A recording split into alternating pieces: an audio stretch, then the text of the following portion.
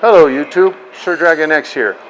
The financial requirements for residency have gone down, or have they? We're going to discuss that in the video coming up next.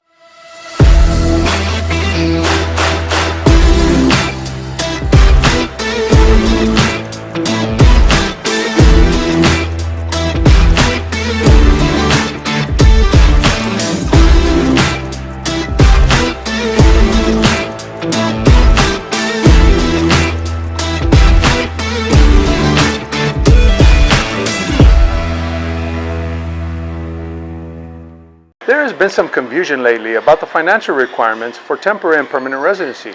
Several well-known blogs have published articles that the financial requirements for residency have been lowered in 2021.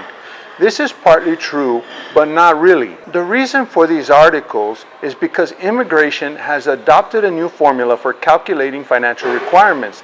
This new formula is called the UMA formula.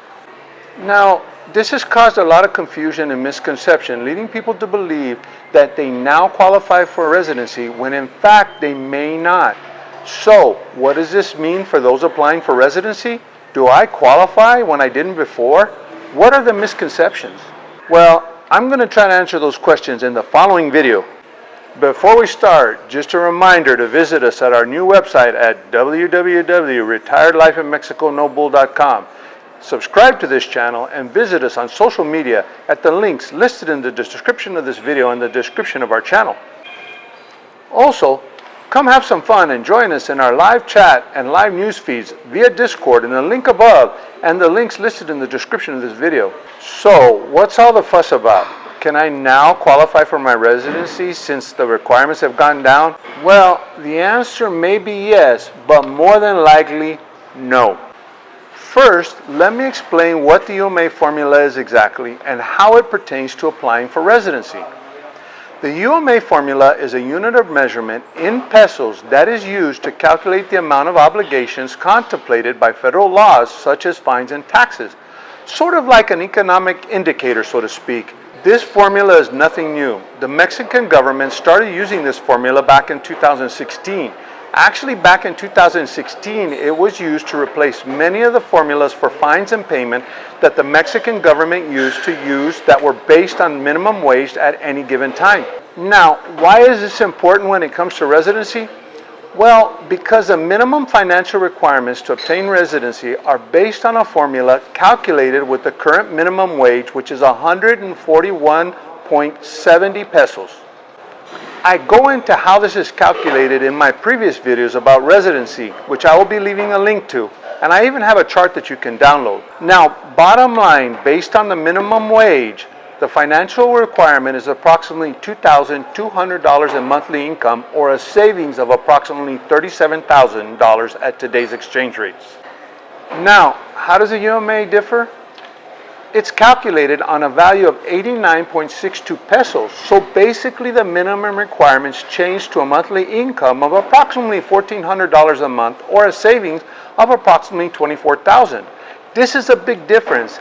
And as I have mentioned in my Social Security video, the average Social Security check is approximately $1,500 a month. So that means now that it's down to $1,400 a month, if I have a savings of $24,000 in the bank, I qualify, right?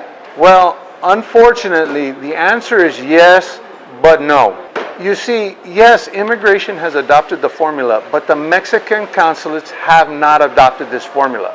This brings us to one major problem. You must go to the consulate first to get a visa in order to get permission to apply for residency with immigration. You see, the consulates are still basing their formulas on the minimum wage. So it really doesn't matter that immigration has lowered their financial requirements. You are still bound by the financial requirements of the consulate. Many people have the misconception that the UMA formula or use of it is mandated by law, and many are assuming that the law has changed and therefore now the UMA formula should apply to the consulates too. The truth is that the UMA formula is just a recommendation. Did you know that the Mexican government actually urged Exterior Relations and Immigration to change the formula back in 2016? Both were actually resistant up until now, with Immigration now adopting it. The consulates have yet to adopt it and are still resisting. Now, you may say, I'm out of luck, right? Well, actually, no, you're not. The consulates are showing some sign of wavering and giving in, so to speak. Many have reduced the financial requirements substantially. I have actually seen some consulates accepting as low as $1,600 a month as a threshold. There is no rhyme or reason as to why or what they are basing their calculations on, but I see this as a good thing. They may be moving towards accepting the UMA formula eventually, and for some, it has been reduced enough so that they can meet the requirements. Also, in some cases, the consulates will approve your application if you are off by a couple of dollars. In all of this, you must understand that the consulates do not, and I repeat, do not use the UMA formula, and it is also up to the full discretion of the consular officer to approve your visa, whether you qualify or not. Some that do qualify have actually been denied, believe it or not. Now, I have seen people giving advice that when you go to the consulate, demand that they use the UMA formula, which is a big mistake. It is important to understand that the consulate can basically use whatever formula it wants to include denying you regardless. Now, there is some silver lining in all of this.